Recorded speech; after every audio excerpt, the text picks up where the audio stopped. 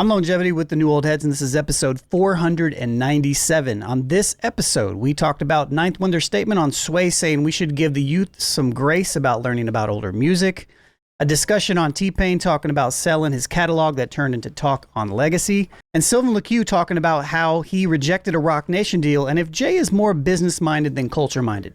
Support the show and get our uncut 2-hour episode without ads by becoming a $5 Patreon or YouTube member. Please make sure you click the bell, turn on notifications, and tell Mike to shut the up in the comments. Okay. Peace. Keep that in there, by the way.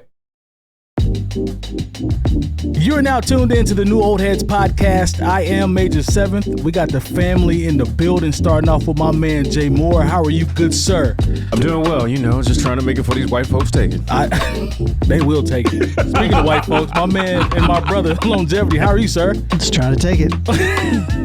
Thank you. My man, DJ J Dills. What's happening, man? Salutations. You good? Just avoiding the stealing. I heard that, man. Yeah. I like everybody's taking and receiving. Man, just avoiding the stealing, man. Try to avoid stealing and robberies and all the rest of that stuff if you can. Yeah, man. Curtis Snow. Go look it up. Staying out the way. That part. My man Gobo's in the building, a.k.a. the champ. A.k.a. I can't find another show character yet, but I'm still looking. A.k.a. hanging on. Yeah, hang on. Shout out to hang on. Good to see you, brother, as well. Hi. Okay. Living that country club life. I feel you over there, Gobo. Yeah, man, it's good to see you, brothers. We are approaching which to me sounds absolutely crazy, but our 500th episode of this show. That's a long time, bro. That's a long time. So yeah, man. A lot of shows. A lot of conversation. It's a lot, man. That's a lot. So legendary producer Ninth Wonder says, give the youth some grace. Now, in a recent interview with Sway in the Morning, legendary producer Ninth Wonder spoke about giving the youth time to learn. So there's a video attached to this. Let's watch it. And then I got a couple questions lined up. When I was 13 years old, I was Slick Rick and Big Daddy Kane and Beastie Boys. I ain't want to hear the OJs in my free time. You know what I mean? Uh-huh. So why should we expect a kid who was born in maybe 2008 to just accept a 90s rapper just because we said it? Yeah. I mean, it's unfair to them. You have to give them time to grow up and get their palate right. And once their palate get right, they'll come to you and say, man, I just discovered Cool G rap, or I just discovered Nas, and you'll just smile and be like, word, okay, now it's time to give you the rest. Yeah. And we don't do that enough. We think they supposed to know everything from Wu-Tang Clan at age 15 in 2026. Yeah. It's like, what? It's like, we don't understand how big the abyss of hip-hop is. Wu-Tang Clan is a class and a study by itself. It takes a person so long to get through that. So we can't expect a 15 and a 16-year-old, although they have access to it, because we didn't have 700,000 new songs of streaming every day of every week. We didn't have that. It was filtered to us. So it's a new rapper. It's hundreds of thousands of new rappers facing these kids every week. And I don't think we understand that. So we have to give them grace to understand it. Give them time. Give them time. They'll do it. They'll get into it. So shout out to Ninth. That's some very insightful game right there that he dropped. Made me actually sit back and look at myself a little bit different. But I'll go to the first. You be on their head. I do, and then sometimes it's unfair. Sometimes. 65% of the time. Okay. But I want to roll out the first question. Has streaming made people bigger fans of songs than artists? And is that changing hip hop culture for the better or worse? I think streaming and social media combined has made people get into songs. Like, there are young people that have an awareness of records that might be 30 years old because they're attached to some trend. So maybe some dance or something happened, and then all of a sudden they become aware of a specific song, and maybe they'll become aware of the artist, if they want to do a little bit more research. Right. It's just so much of an opportunity to find the music and research the music, what we didn't have, 30 years ago. But at the same time, I understand kids, they have their own vibe now. They don't want their dad coming into the party and being like, well, why don't you try this Pete Rock and CL Smooth on for size? I think as it relates to the part of the question about streaming and has it, made people bigger fans of songs than artists. I actually think that's true because we're in the microwave generation where everything happens so fast.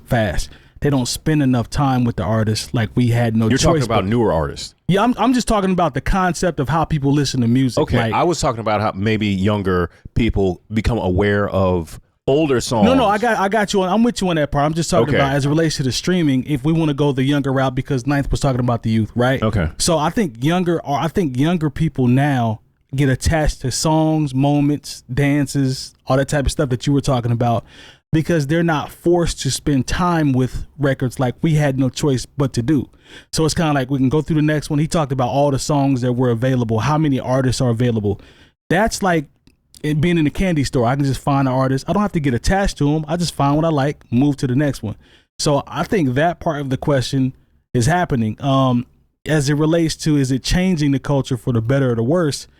I mean, I don't know, man, because there is a way that you can still go back and listen to, I'm trying to get the Talking Book, Stevie Wonder. You can go back and find that because it's on the stream, like it's on services. You can go listen to Off the Wall if you want to. So it's still there. So I'm not going to say that it's necessarily ruining it, but he made a good point when he said we were filtered. It was filtered and presented to us a certain way. Yeah, that's what I wanted to actually touch on. Yeah, they have a whole. It's like getting the whole world in your hands, and then you have to figure out how to navigate it. I think that's the big difference. Go ahead, Terry. I'm sorry. Yeah. The key word is filtered, because being a part of the culture back then, we didn't have as many artists, like he said, to even listen to. So you had these few or the up and comers that somebody said was dope. You checked them out, but they weren't. They're put through a siphon. Yeah. Essentially, like right now you can post whatever you want online and anybody can consume it. Yeah. But and that actually was a big part of the culture too, being able to find the dope in even the stuff that was filtered out to you. Even the stuff that was filtered out to you, production wise, like you were talking about, you reading the credits and things of that nature. That in itself would introduce you to other artists. True. So like if a Ninth Wonder or a Dr. Dre sampled this song, and I liked it, I might pick that song up, and that might take me down a rabbit hole of information and learning about this artist and where they was at, and that might lead to another artist. So I was kind of jumping back and forth between the new and the old based off that. And of course, people's parents listen to stuff too. Right. Yeah. Right now, I think is such an oversaturation that it's hard to tap into that. And we fail to realize that. Give them some grace. Yeah. Eventually, they'll develop their palette musically and be able to tap back in. But like streaming as a whole has changed how people listen to music. You don't have to marry the music. You don't have to spend money on it. You're paying for a service essentially, and all you can eat buffet. Yeah. So when the album drops on Friday now, on whatever streaming platform you use, you can look on there and be like, okay, I'll listen to this when I get a chance, because there's no urgency to take it in or listen to it unless it's an artist you're really checking for. Because it's going to be there. Yeah, it's going to be there. So now I'm playing a game of, do I want to spend my time listening to this album? And if I don't like it 5 songs into it, I'm moving on. Yeah. Versus if I pay money for an album, there you go. Even if I don't end up liking this album, I'm still going to listen to it all the way through. I might listen to it again all the way through to make sure I really don't like this album, versus just press and play on whatever album is available to me on this streaming platform. So that in itself has diluted the music as a whole, because people don't have to live with the music any longer. Walked into the store, paid $26.99 for Wu-Tang Forever. I'm gonna listen to the whole thing. Yeah, because you know how much money I had to spend to save up or whatever to get that. You're literally invested. I think that's especially you're only making $5.25 an hour. Come on, man! I'm gonna go listen to the whole thing. The enhanced DVD. I need all that. I paid my money for it. Go ahead, Lone. I'm sorry. Yeah, that's. I don't know if necessarily we value songs more than artists. I think the value that people have for artists they like is the same. I think what gets lost is what's in between what Terry just described. Where if this is an artist that I care about, yeah, I'm gonna listen to it. Right. But if it's somebody that I'm not really sure about, then that investment isn't there anymore. To where like I'm spending $20 on a Jurassic 5 CD that I don't really know. Yeah. I'm gonna listen to it because I put that money towards it. Nowadays, I can just stream it a little bit and get rid of it. Yeah. So it's like, it's almost like I can't compare the two. I feel like it's easier for us to flip through the Rolodex now than that's a dated thing, and if anybody knows what that is, but it's easier just to flip through songs and kind of like get a snippet of everything, and so it can feel like we don't, value artists or that people aren't necessarily like still consuming in a similar way. I think people are consuming more actually. Because they're consuming things they wouldn't ordinarily consume. Exactly. I just don't think that the level of depth doesn't also go up, right? So it's like a supply and demand thing. It's like the supply and demand based upon somebody's attention span is the same as it's always been. Mm-hmm. We just have so much supply of music right now that, me as a human then and me as a human now, I still don't have this. I don't have all of a sudden, because there's 700,000 songs coming out every day, I don't have 700,000 more minutes to listen to music, all right? That. So it's like I can skim it a little bit better, and I still value, artists that I value, but the song, the nature of it being a song, I don't necessarily think it's a hip hop thing. I think it's just it's a societal thing. I think what you said is correct, because I had to put myself into fan mode, and I was the one that talked about the actual, as it relates to the youth, the songs being a little bit more important. But I can't say that there aren't younger people that are fans. Like, I'm a fan of Little Brother. I got on the road to go see them because fandom has not changed, I don't think, at all. No, not at all. But what I'm saying is I'm attached to the artist. Right. Well, so I'm just reiterating what you're saying. I'm just saying, it's like the fandom is still there. Yeah, it's like that. To your point, that still exists. Yeah. It still exists. Jackson is younger than us. He's fans of specific artists. Facts. He might check out other people. Even people that we suggest, he might check it out. And he's fans of people that was making music way before he was just born. because like they're younger doesn't mean like they're less of like a human. Good point. You know what I mean? Good point. That's a fair point. Yeah, that's a fair point. I think we expect everybody to be idiots based on how we see things online. Yeah. But like, we got to realize too, a lot of things online isn't a real image of this person. Right. And doesn't really, explain exactly what they're into, so to speak. I mean, obviously TikTok is the rave right now. Everybody goes to TikTok. If you make a song and it's popular on TikTok, that can make you in itself buy it. You know what I'm saying? So people value that platform for singles specifically in order to get themselves out. It's not even more so that they like the artist. They know it's popular on YouTube or TikTok. So I'm going to use this song because it's going to build in the algorithm and make me be visible based on that. But honestly, we don't know what people really listen to, or even the younger generation, what got them to what they're listening to. And like he said, everybody evolves at some point. Mm-hmm. Your palate's going to change. I mean, everybody sitting at this table, musical palette has changed over the years, and things I used to listen to back then, maybe I don't listen to so much now.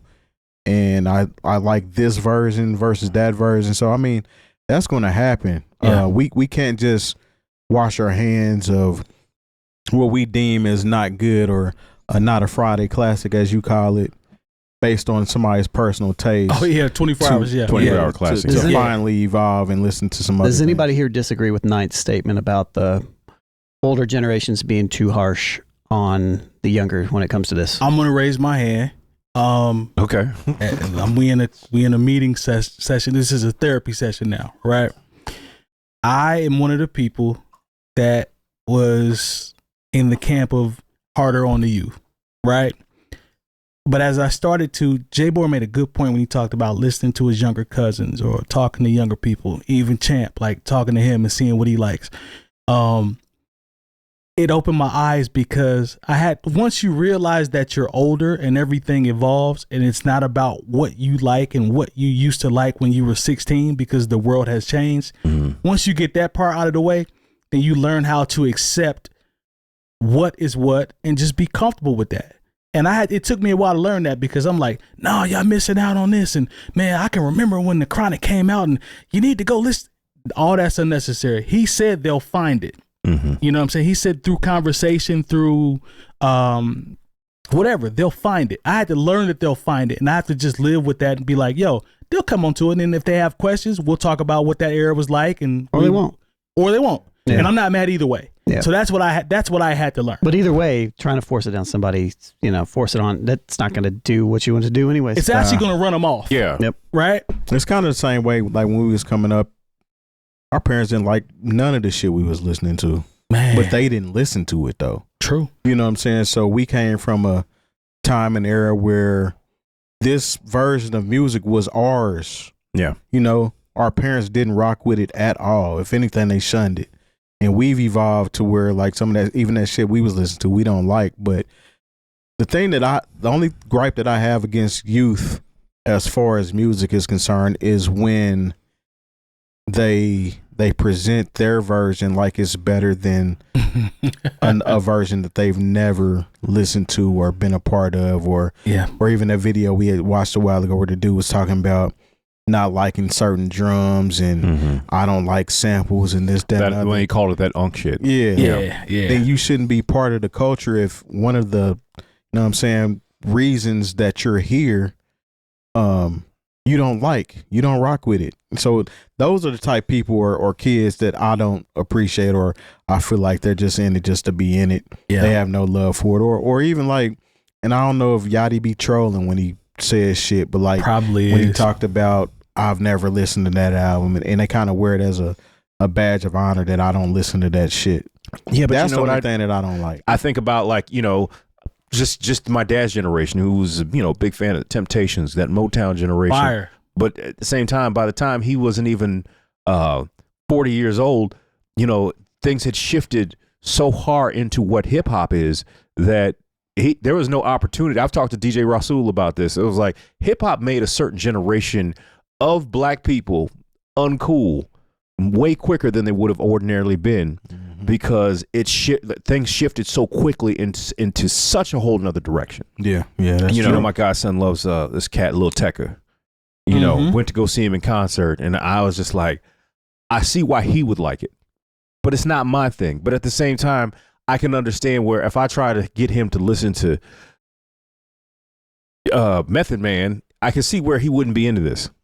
Because it sounds old to him, and that sounds crazy because it makes us. It has a potential to make us feel old. We are, but we are exactly. T-Pain doubles down on his catalog decision. He talked about selling his catalog. I think it was for 100 million. Yeah, 100 of them things.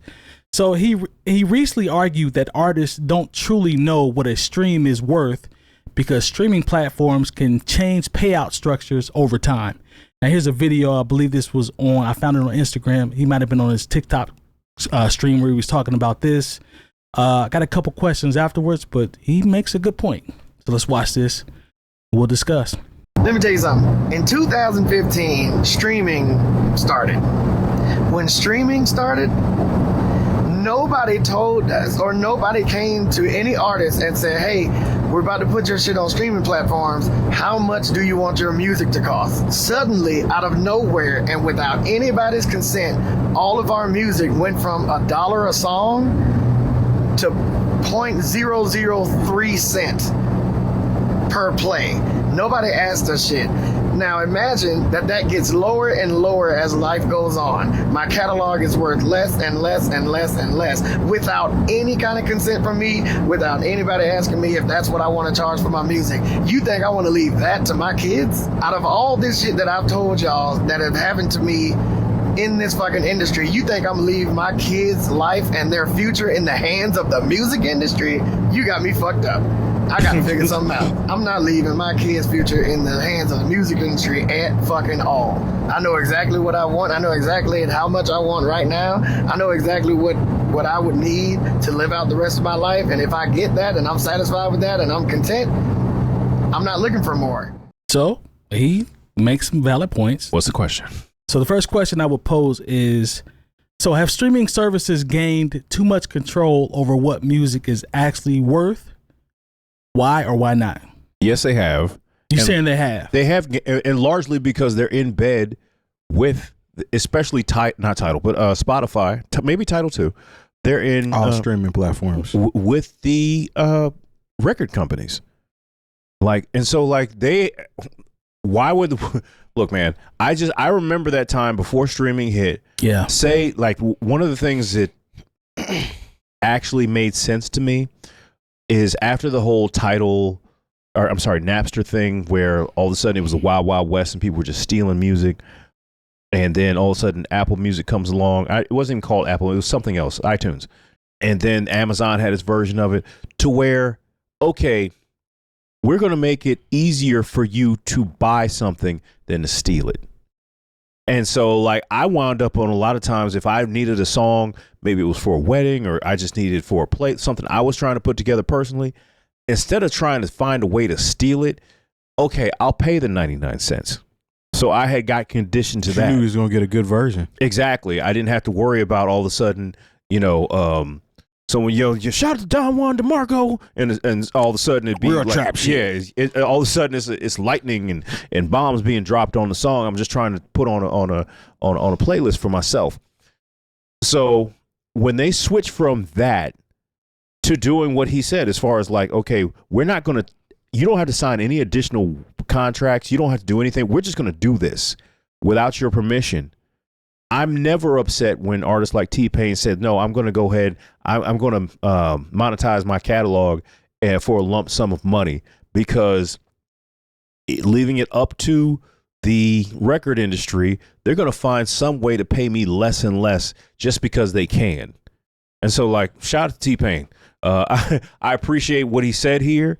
And I completely understand. I know there's some people who are like, no, I'm going to hold out for more, this, that, and the third, and it's about ownership. And I understand that prospect as well. But when you see what they did, as opposed to when they kind of put the horse back in the barn as best as they could, as far as saying, okay, you don't have to go to these random sites. You don't have to go to LimeWire and potentially destroy your family computer to find this one song. We'll go ahead and sell it to you for 99 cents. Or some of them were actually selling for like $1.29. I remember that as well. And then they said, oh, it's a all you can eat buffet for $12 a month, and we'll just pay them, like I said, fractional shares of their art.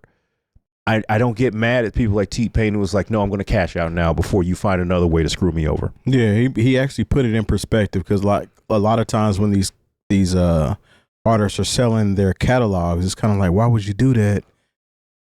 Because I mean, you can license it, you can do this, you can do that with it. I mean, we've seen it happen with artists endless amounts of time. But when he puts it in perspective of, it's only going to get worse. So like right now, they're giving us this amount of money per song, per stream, and they're changing it all the time. And I know that I can get $100 million from my catalog right now.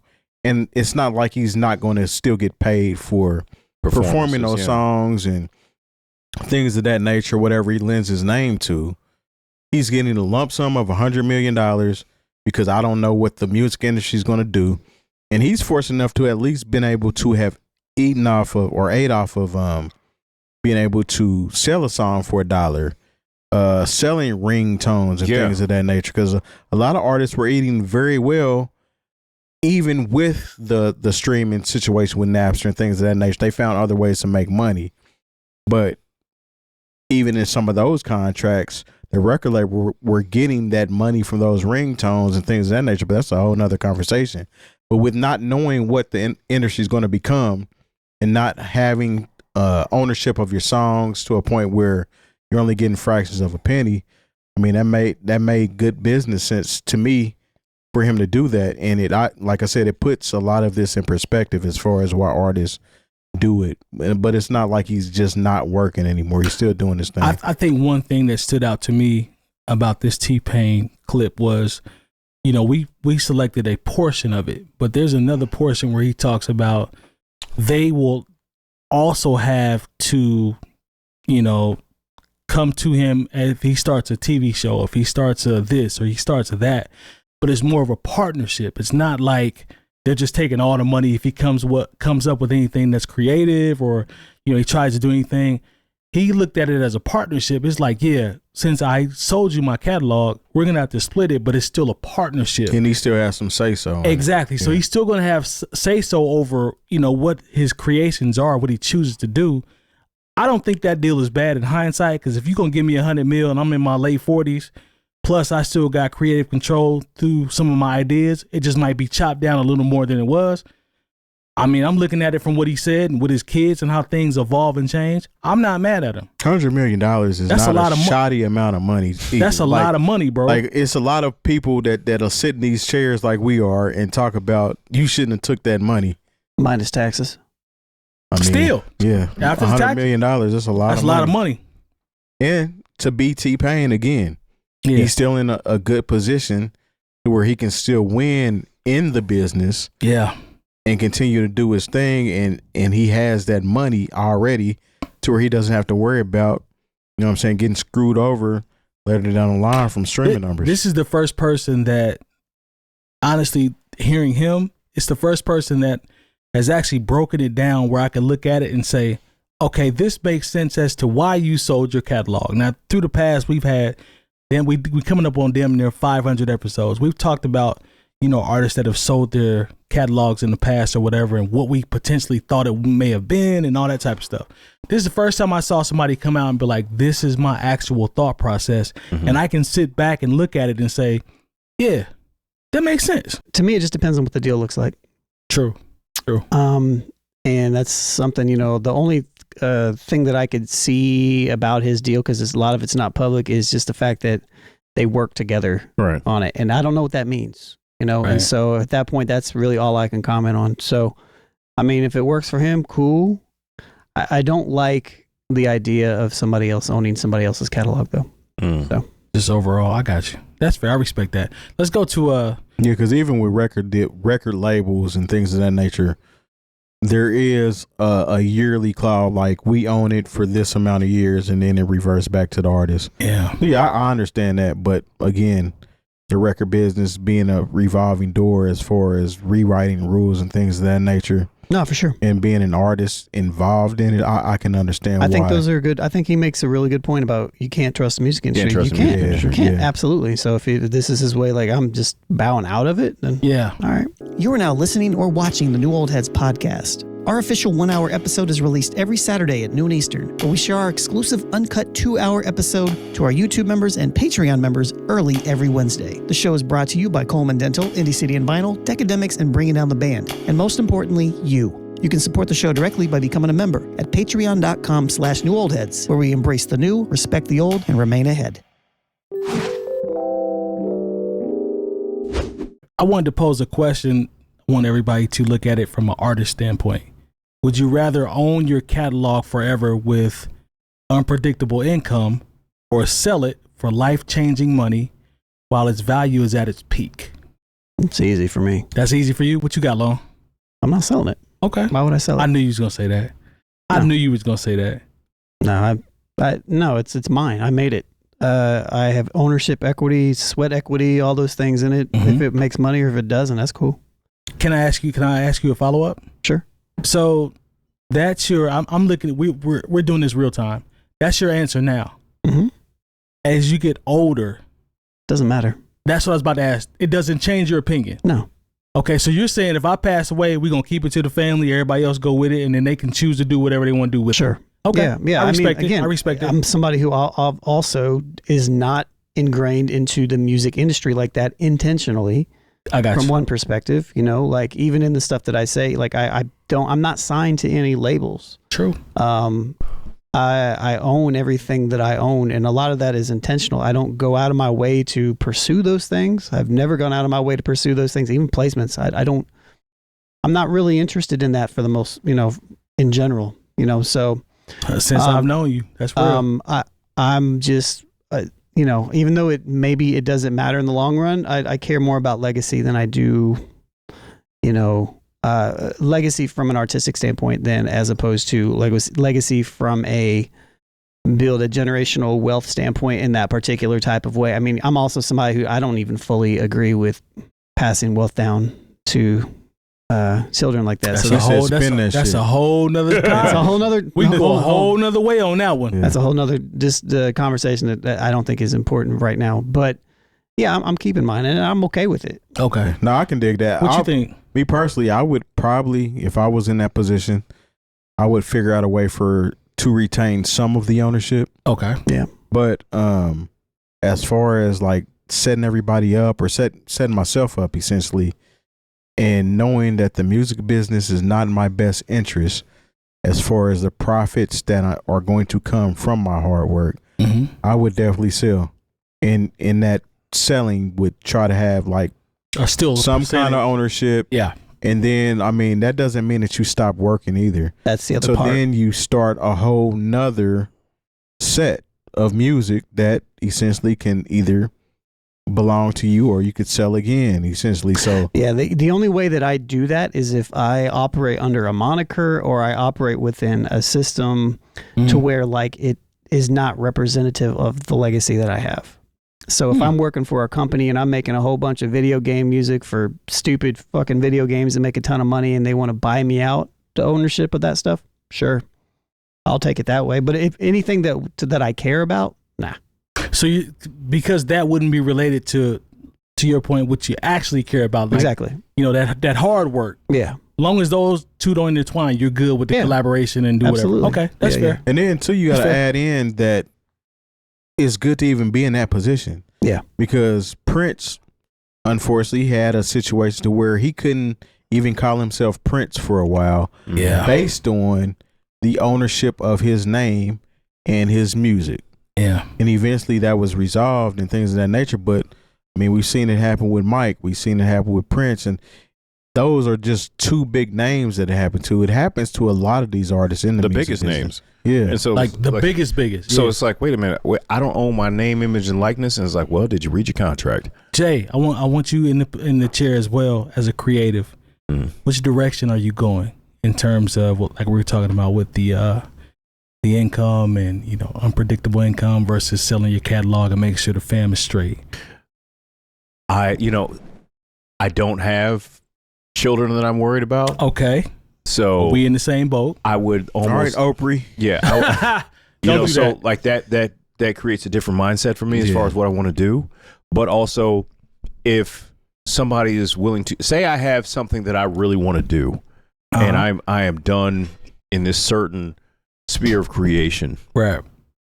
and I have something, and I know that the capital that is gained from me selling this part of my catalog, and you know, I still have a level of control. Yeah. And if what I have created, I can also know I have the ability to create something else. Yeah. To set myself up for another big sale, then I could see myself doing that. So Because like, okay, they buy T-Pain's catalog up to, but then like, what if T-Pain has a second renaissance of music? no, for sure. And then like, he owns that, and then somebody's like, okay, next time around, it's 350. So I mean, those are the things But that think if he has another renaissance and he does, and simultaneously his back catalog blows up as well. Yeah, Right. yeah. That's those are the things you have to think about. Yeah. yeah. You know. Yeah. But then you got to think about those numbers attached to the back catalog that But also the reason why he sold it in the first place. Sure. But also to some people, you know, depending on what you've already been through. I mean, you know, T-Pain has talked about his financial struggles and the things where he might spend too much money on jewelry and cars. Like Big He ass had, chain. he had tax issues too. you know, Sure. but if you know, okay, this is what I really need to live, and so my kids are straight, so I can make sure they have their education, and so I can go ahead and maintain the lifestyle where I'm comfortable. Like I don't need 10 yachts and a whole and a garage full of Bugattis. See, You know, there's some people who chase that, and so it's like, no, I'm waiting for that. It's like, no, I just need to be able to get from A to B and make sure that my family is straight. And And let's not forget that T-Pain is also a successful streamer right now. this is true. this man got a lot of money before we talk about this catalog. So let's be clear. Yeah. So, but I part of me is I'm torn because part of me is with Loan, because when you've put enough time and effort into what you've done over, you know, cumulatively, like over a course of X amount of years, you're attached to that for the rest of your life. Attachment to it. Yeah, I understand that. I like that part is the part where I would be like tiptoeing, right, in the gray area. And let's be clear, I'm extremely hard-headed. No, it's cool. So that definitely is part of this equation. What I'm telling you is we just had a hard-headed conversation. Sure did. We definitely did. What I'm saying is I feel you on that part. But the part that Terry talked about, because I was raised, and that's just how I was raised as it relates to a legacy standpoint, but the opposite of what Lone was talking about, because I know Lone talked about his legacy, but for me, I was taught to make sure everybody else is straight in case something happens to you. That's how I've always been raised. Mm-hmm. So that part would lean on me more, where I would kind of side with Terry, where it's like, yeah, I want to make sure everybody's straight once I'm gone, and then I can still be creative on this last portion of my career, partnership, like you talked about, Lone, and do all that. So that's where I think that's where I would lean. I would lean more towards Terry, but I totally understand what you're talking about, because those are a lot of hours, bro. That's a lot of hours. It's a lot. I don't know. It's not, to me, it's not even really about, I mean, it is about the sweat equity to some degree, but it's also just about keeping the ownership in house and letting the people, you know, like if I pass away with my music, then it could pass down to my wife or whatever, right? And she can do whatever she wants, but she has that ability to do whatever she wants with it. You know what I mean? Like, or kids or whatever, you know what I mean? But you know, this doesn't mean, like, I know we're looking at this hypothetical, you know, it's kind of a real thing because they bought T-Pain's entire catalog, but it also doesn't mean that you can't do this one-off. Like, if I have like a handful of records that I don't care about, sure, maybe I'll sell a couple of these that, you know, maybe they're collaborations with other people, because I have a bunch of those, you know, so like, sure, and I don't have any ownership in it, right? And certain things, you know, like on paper at least. Right. And, you know, it's not like I'm all the way in there, but when it comes down to it, like, yeah, I mean, how about we invest together in the future? How about we do that? Because like I'm saying, bro, like the reason I mentioned both parties, because I would side with Terry in terms of his choice, but, you know, we have been, and I'm not discrediting anybody else. I'm talking about Lone and I. Mm-hmm. We have been doing this for a long time. I'm talking about, I remember when we started, we've been friends forever. And I know what we went to get to the point where we are. However y'all want to decide what that is, whatever. We don't care. It's like, we know what it is. Sure. But I say that to say, I know what that grind was like. So I understand when you say everything that I've built, because I'm like, yeah, he's right. I know, I saw it. So I know, maybe I'm biased, but I actually saw it. So I know what you mean. And you saw it with me, vice versa. So maybe that's where I'm like, okay, I see where you're coming from, Lone, but it's also, the thing about that too is, to me, that's also ideology based as well. So and I feel exactly what y'all saying, but at the end of the day, that grind and that blood, sweat, and tears that you put into in that work, you will never get what you want for that. No, exactly. That's fair. And that's because there's no monetary. You can't put a monetary. You can't. That's fair. And that is part of my decision, because I already know that, and I've already accepted that, and I'm okay with that, and I don't want it to. You're never gonna get what it's worth. No, never. That's fair. So that's I'm fair. cool with that. With that being said, that's fair. With that being said, so you would rather it just dissipate and it's not going cease to exist. It's not going to dissipate. Well, no, you know it's not going to dissipate. So what I mean, as far as dissipating, as far as I don't look at the monetary value not coming to anybody that you know, love, care about, have concern for, versus being just put into the system. So the system is completely benefiting off of it because nobody took any payment for it. Lone, you said something about, and correct me if I'm wrong, but you talked about legacy being important. As we've gotten older, has your perspective changed as it relates to what your legacy will be once you're gone? Yes. Absolutely. That's all I want to know. Yeah. Either one of y'all can jump in first, because it's changed for me. It's changed for me. Yeah, whoever want to go first. At the end of the day, there's more people that you have to look out for. Yeah. So, like, especially being like head of household, being a man, essentially, you always want to make sure, or it's always in your mind that I'm supposed to be taking care of business. And even when I'm not here, I'm supposed to be taking care of business. That part. So like at a certain age, there's a switch that goes off like, this is what I'm responsible for this. Yeah. Yeah. So I feel like that would be part of the influence as well. And that's what would drive me to the point where my art is currency, and I need to set up my family and everybody else based off of that art, even if I don't feel like I'm going to gain as much as I possibly could. That's the reason why when I said it, I would say I would sell a portion and keep some, you know what I'm saying? But at the end of the day, you're not the important one in the situation when it comes to legacy and family and things of that nature. You're important as far as being the provider and trying to make sure everybody else is taken care of. It's not about you. It's not about you. It's not about you anymore. So like, that shift changes once you get older and get in those positions. Absolutely. Yeah. I guess it also depends on what you are talking about when you talk about legacy. Okay. If you're talking about artistic legacy, that's different from familial legacy. Can you fuse the two, or are they separate in your opinion? Yeah, you can. Terry just described how you could fuse the two. Gotcha. Right? Okay. Gotcha. But again, I've set my life up to not fuse the two. Right? I'm not dependent on my art to provide that. That's fair. Intentionally. That's fair. You know what I mean? Because fair. I don't want to intermingle those things, and I don't want those things to intertwine like that. Now, who knows? Maybe that doesn't mean that at one day that it may not be super beneficial in some particular type of way. But I think, again, when I said legacy has changed for me, right? I used to very much so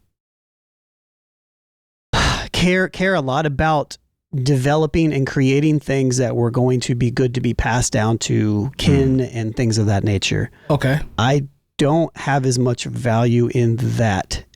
The older I get, as you once. Yes. Okay. And the reason why is because I've seen the ills of that in our society. When you look at the nepotism and all around and how that infects everything. And I understand how you leave something to somebody who doesn't understand it. Yeah. Like that's one of the things where I see where, okay, somebody gets left not even just a lump sum of money, but something as far as intellectual property, and they don't know how to maintain it. Yeah. But even more like and sometimes I feel like I know what it's like to have nothing. Yeah. And I understand how that fueled me, not just like to grind, not necessarily the grind state, but how it molded me as a person. Yeah. And I also, and we all know people that have never had to worry about anything in their life.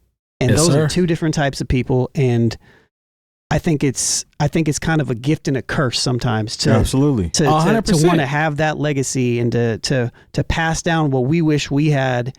And I think the more and the older that I get, and granted, I don't have a kid right now. I do have a family, but I don't have a kid. But maybe that would change my perspective a little bit. But yes, sir. I think that there's like a level of like, I don't know what that balance is between those two things, but it's a very easy decision for me to say, let my art be separate from that. There you go. You know what I mean? Jay, jump in, man, in terms of, what your thoughts are in terms of... 'Cause I still want people to be comfortable. I want people to be able to have... No, for sure. But there's a line in there somewhere, and I don't know where that line is. Jay, talk about your legacy. Like, has your, idea of your legacy changed as you gotten older? Like, what do you, like, has that changed? Is there a certain impact or? There's certain things that I just won't do. Okay. Fair enough. I mean. Fair enough. I think we talked about it on the show and joked about it a little bit. One time someone was like, yo, we need you to host this event. And it was bubble bath wrestling at the Fox and Hound. Sounds awesome. And I would have called you. Depending on who's participating. Nah, but I would have called him though. I'd have called you. You'd call because you would be like, what time does it start? That's what you wanted to know. You gonna get me in? Yeah. Then I'm be like, Jay, what you doing? What we doing? But now, like, there are things that even when I was running the Casbah, I was like, I'm not going to be a part of this. Yeah. Sure. I told the person I was, had partnered with, I was like, hey, yeah, I'm going to go and come in and make sure everything is set up. Yeah. But I can't lend any of my credibility to what's going on here. Come on, somebody. And so that's where I am now. It's the same thing with being on this podcast. And, we one of the things that we kind of joke about, but we're very serious, is like we don't feel the need to shake ass. At all. And I think that is what's most comfortable as far as an aesthetic for everyone sitting at these microphones right now, to where we can come on here and have intelligent conversations, and we can say something that might be of value to somebody, and we don't have to,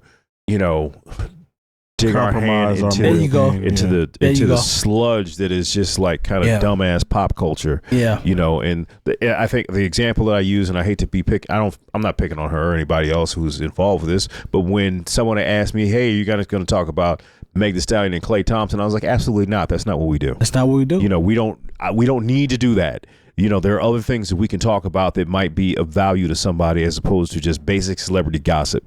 And so when I think about, you know, legacy, I think about the things that I will not do. Yeah. And the things, you know, say, you know, they turn, you know, somebody up there decides to turn the light on me off tomorrow. There you go. You know, I think what I've done in collaboration with everyone around these microphones is something that I can be proud of, and that I actually used my voice for something that was not frivolous. You know what's crazy? I always tell people now, every once in a while, I'll get into a spat online with, you know, some people from the crib. Every once in a while? Every once in a while. I don't spat too much. I used to, but I don't do Usually it over LeBron. No, it's not about LeBron. LeBron the GOAT. I don't do that no more. We all know you. I've I've changed. No, you haven't. You just privated the comments. So people Yeah, but I'm trolling now. I'm a troll now. Okay. I'm not doing I used to do 4 paragraphs. I don't do it no more. I'm trolling now.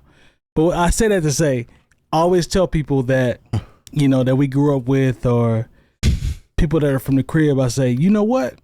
When you go back home, those people will be able to tell you if you are who you say you were or who you are. But to me, I can always go back home. Somebody's going to vouch for me and be able to say who I am, good or bad. So it's like legacy wise, I'm like, yeah, I can go back home and people are going to tell you my story, good or bad. And I'm good with that. I can accept that. Right? Everybody can. What I always say is everybody can't go home. Some people can't go home. I think another part of legacy that's interesting too, that, and maybe it's a little bit of, I don't know the word in general, but a very interesting creeping part of me just doesn't think any of it matters at all. Oh. And you know why? Why is that? The world? Because, but the world is crazy. The world is crazy. Unless you've made it to a certain level of relevancy, legacy doesn't matter. Yeah. Because even though you might have did your best to set up everybody in your vicinity, all your loved ones, things of that nature, the legacy in itself only lives within them, and at a certain time that even goes away. Yeah. But Terry, I will push back. The reason I will push back is because arts could be a little bit different, potentially. Yeah, that's because you've actually left something tangible, right, for somebody to find later down the line. But even with that legacy only exists in you. It doesn't exist in any other party. Yep. I don't know if it can be measured because, and the reason I say that is because every once in a while, somebody will come up to you, and we've all experienced this. Somebody will come up to you and say, man, I've been watching you since you were in XYZ. I didn't pay attention to this or that, but I appreciate you for what you did. So can we quantify what our impact is? Well, that's because different. No. That's different. That's more so you're getting your flowers while you're still here. Yeah, but they're random though. It's like I don't expect that. That's fine. But in 100 years, when you talk about a legacy, legacy is not right now. That's legacy. That's fair. Legacy is from now till forever. That's fair. So like if somebody comes and gives you your flowers right now, that was it. You know what I'm saying? That doesn't live on like 9 times out of 10. Does that go towards forever? No, it doesn't. Think about this. 9 times out of 10, that doesn't equate to them going back and telling people the effect that you had on them. If they do, that's cool. But still, there we go. Okay. That's just a lighting. That's just a firefly lighting up in the distance, and then it's gone. I respect that. You know I respect that. But that's fair. But think of even about the from an art perspective. Who knows where even art's going to be in 10, 20 years? Yeah. Who even I don't know. You're right, Lon. Who even knows if it's going to have? It barely has value now. Who knows what this is going to have in 10, 20 years? So from that perspective, I can understand why maybe you just sell all your stuff off. But I don't know. I think I still, there's a very doomer type of way to kind of think about legacy too. Just as maybe we put too much value on it than maybe we should. I still think it's impactful though. It can be. Or it can be. Can be is the fair statement. I think it's planting the tree when you're not here type thing. A Roc Nation deal might not actually help artists is kind of the premise here. So Sylvan LaCue, I don't know if you guys know who he is. I know Terry does, probably. He used to go by Quest back in the day. He's from the blog era. I don't know if you guys know Sylvan LaCue or not. But Quest, maybe. He rejected Roc Nation after spotting major red flags and getting denied his masters. And he dropped a video actually today about it. So let's check this out where he described it. I was getting courted. So I walked into this office with my A&R at the time and, started getting the real game. And the real game was that they were in transition and they were also disorganized. As an artist, always understand that when a building is in transition, it's a red flag. When a building is signing a lot of artists, it's a red flag. When a building is doing more tactics than actual strategy, it's a red flag. My A&R at one point was trying to get me to basically understand that they were throwing things at the wall, sign a bunch of singles, and we're going to see what hits and we're going to see what sticks. I was like, wow, that's not anything that I actually want to be a part of. Then I started realizing that their president was new. Okay, if the president gets hired just now we got to build a rapport, and he's learning the system just as much as I'm learning the system, and they're implementing a new strategy with signing a lot of singles deals. This doesn't sound like anything that's going to be great for me specifically. And then I realized a lot of their staff was asking me questions about artists on their label and what I would do with them. And I was just kind of like, you shouldn't be asking me what I would do with the artists that you're working with. And they were asking for things that made me realize, oh, these guys may need me more than I need them. And that's when you have to start being honest about your worth, your leverage, and what's going to bring you happiness. The A&R that I worked with was basically him trying to put some of their artists onto my tour. And at the time I said no, because I'm like, I already got my tour booked. And that's when I realized the deal structure has to change. I'm not going to get my masters. And I was really upset because I was like, yo, Hove was talking about master talk and all this stuff, 444, and he doesn't owe me anything. But I kind of felt like, man, yo, you got, you know what I'm saying? Like, you understand. But it was like, it doesn't matter. It's just like, yo, this is business. This is tough. Our last conversation that we ever had, me and my A&R at the time, I basically told him, like, hey, man, look, I'm going to need either my masters or we're going to need to do a JV deal because the leverage points here are a little bit more in my favor. We didn't agree. We agreed to disagree. And that was the end. With all due respect, I appreciate you guys. It's been a good ride, but I'm out of here. Is the big name like Roc Nation really worth an artist's independence? Oh, No. that's a good question. Independence is probably the key word right there. Yeah. Mhm. Yeah. Because if you're in a position to be an independent artist, you wouldn't sign to a Roc Nation. I mean, Well, that's Look not at- necessarily true. I mean, independent artists do, right? that's true. Or but like, distribution and stuff. yeah, but like you think about a Jay-Z. Jay-Z's been through the gauntlet, so to speak, as far as record labels are concerned. And honestly, a lot of times it feels like he's in a position to haze people when it comes to signing them to a deal based on what he had to go through. Now, this Good point. is completely hypothetical, but like these are things that all record labels do. They're always going to sign you in order to help put all the pieces together for the rest of the label. Like anytime back in the day, somebody went on tour, there would be other artists involved that were popular as well, but there would be artists involved that were on the label. Their whole job is to push the label and to make money for the label at the end of the day. So, I mean, this doesn't sound like anything that's far-fetched. I understand being in a position to where you might not feel like you're being compensated correctly and the focus might be where you want it to be. But again, this is a record label. Well, he wasn't signed to the record label. They were just courting him. Just courting him. Yeah, he So wasn't they're- signed. No, he wasn't. He talked many times like Jay-Z's his favorite rapper. I don't know if it said that in this clip, but yeah, he said Jay-Z's my favorite rapper. Like I wanted to be on Roc Nation for the longest time.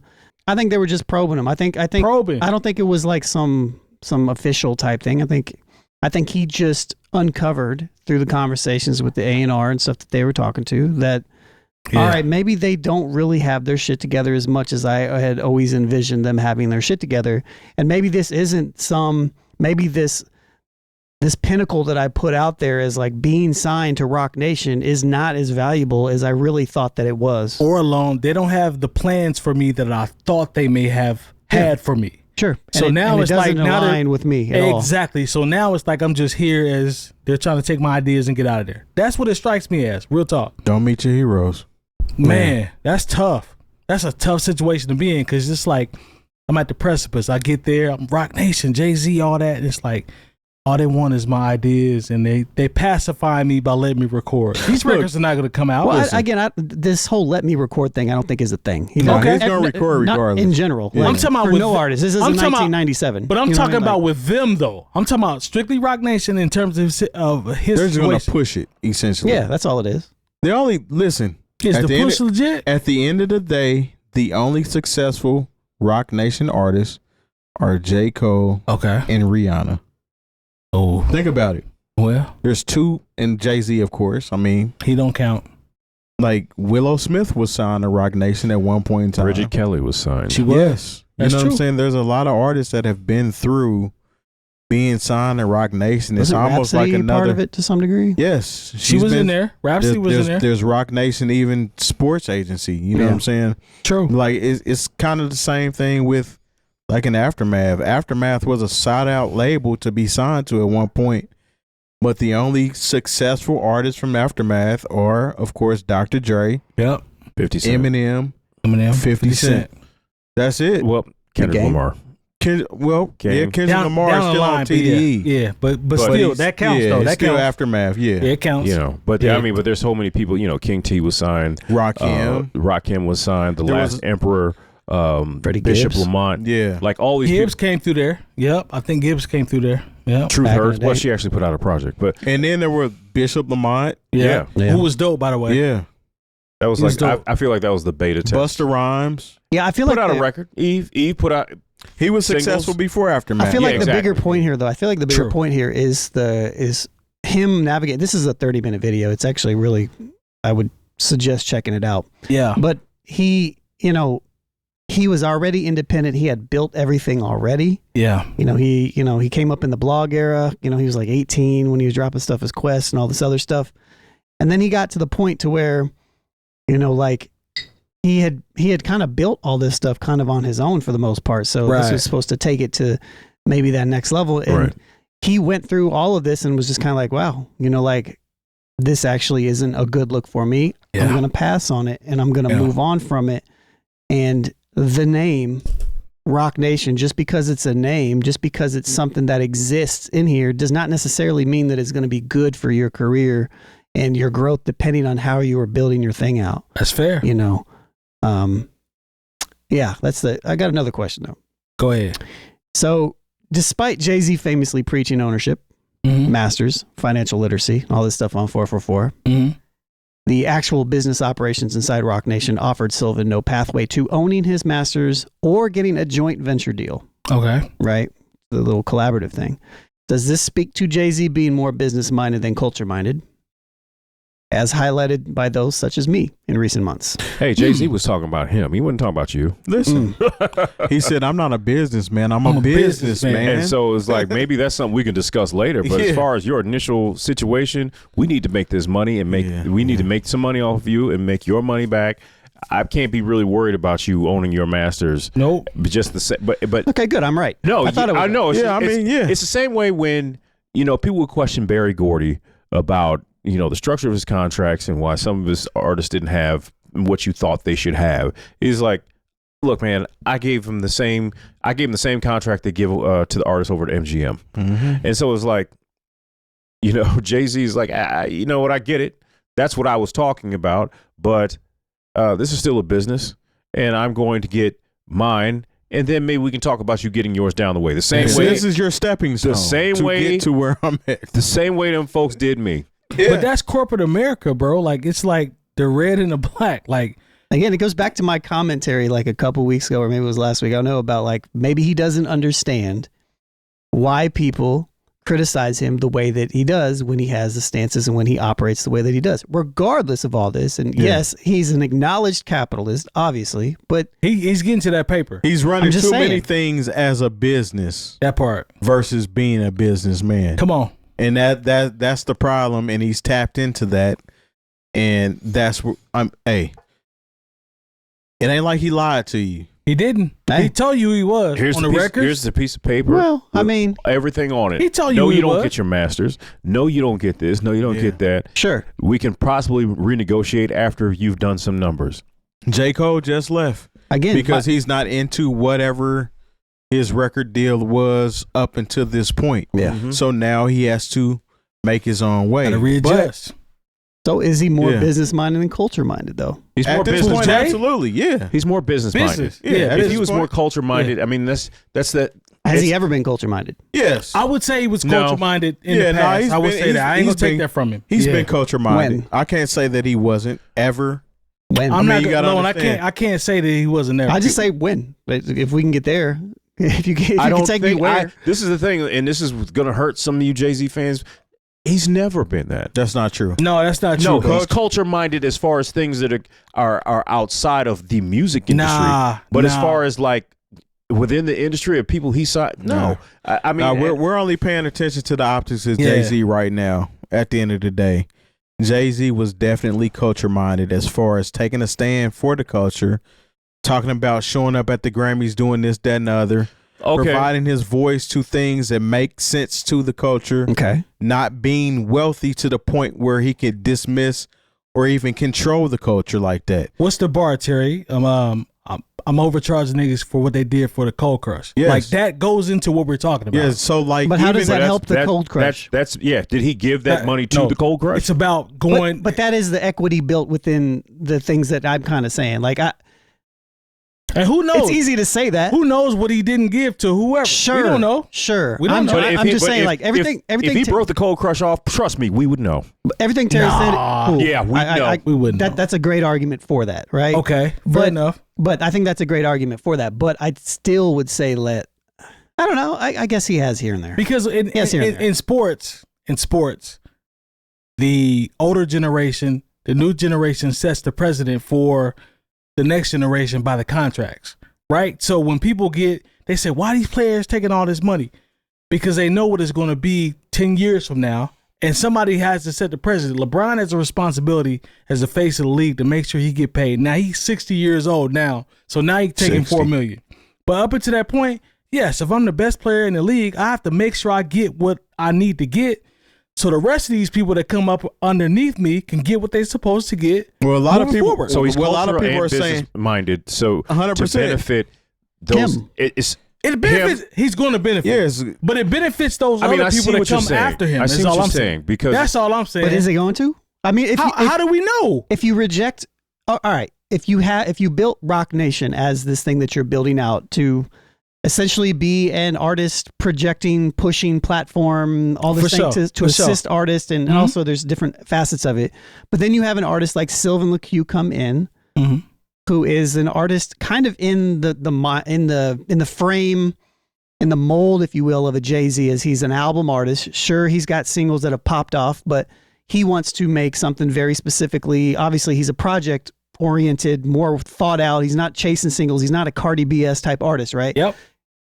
And if you can't offer in 2026, even as a business, if you can't offer any type of joint venture equity, sharing of the masters to some degree with your artists, how are you being progressive in the field that you are championing, that you're leading, that you are at the top of? How are you setting the right example moving forward?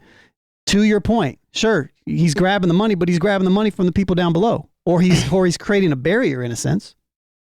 Yeah, I mean, and that falls down to the particular artist. And like I said, there's a new president.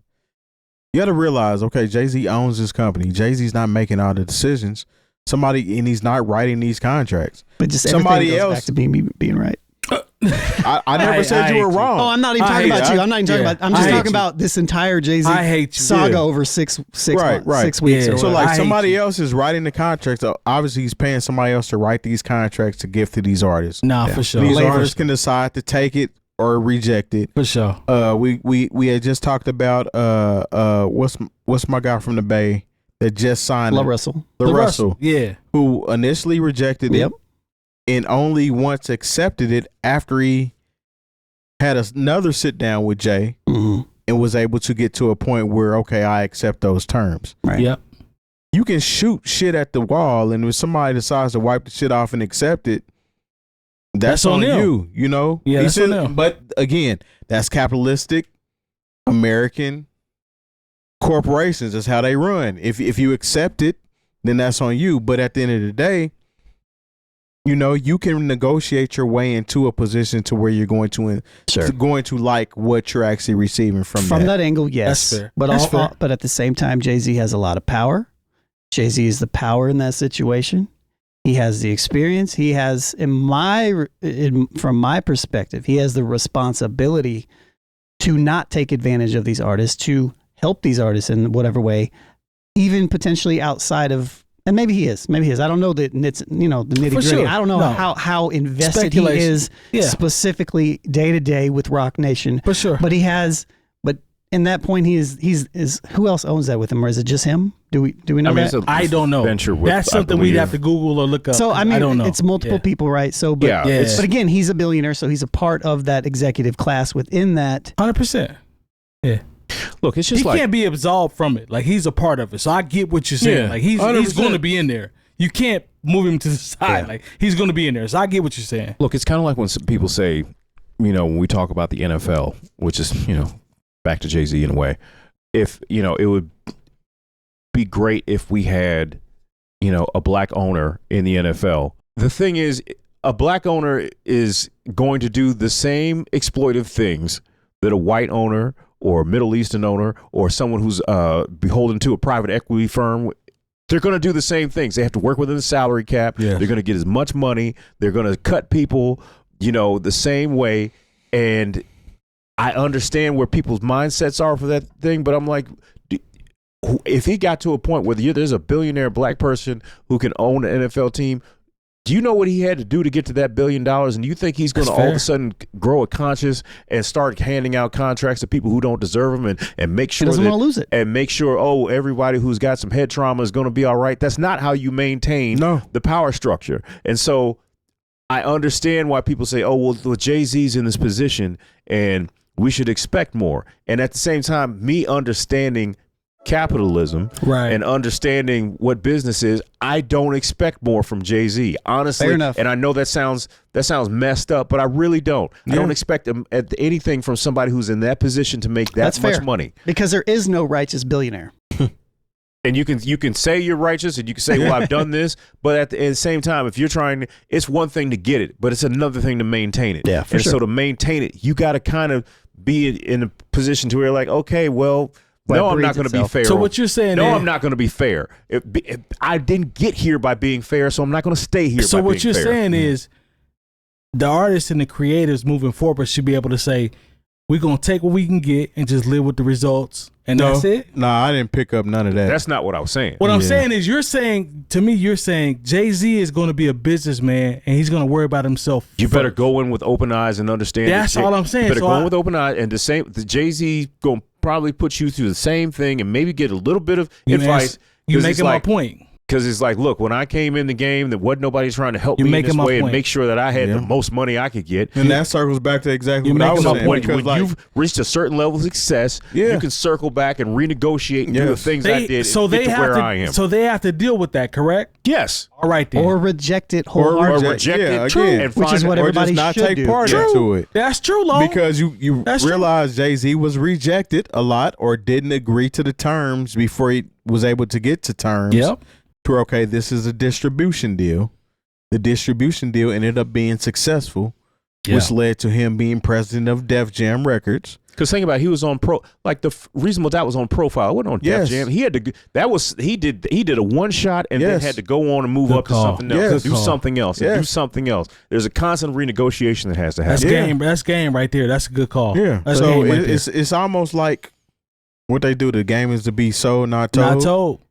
There's some of that into it, and you just have to be smart enough or business savvy enough to know what's being put in front of you, and not to rely on being signed to a record label to be the end all be all. Lone is right. You have a choice. You have a choice as a creative. You have a choice, and you have to make that based off what's presented in front of you. Do your research and, roll the dice, and we'll see what happens. Yeah, So, leadership and key figures of Roc Nation. So Jay-Z is the founder and chairman. Desiree Perez is the chief executive officer, and Jay Brown is the co-founder and vice chairman. Yep. So yeah. And I also have a song produced by Skip that's not out called Sold Not Told. There we go. I like that, Long. Talk to him, man. Talk to him, man. It features Fox. Hey, That's what I'm even talking. better. My boy be in them streets with them beats though. Don't get it twisted. What'd you think about the conversation tonight? What are you doing? Like, I'm confused. Gargling, or what are you doing? I think my favorite one was the T-Pain one. I like that one a lot. You like that? Yeah, Okay. the legacy and stuff. Okay. Cool. Legacy. NewOnAirs.com for all the education you need this year. If you see it, like it, subscribe, hit any bell that you see for notifications. Also, do not forget that our Patreon is where you can find all the unedited episodes. That's where the best stuff happens. We appreciate the support, and we'll see y'all next week. Peace. In a minute.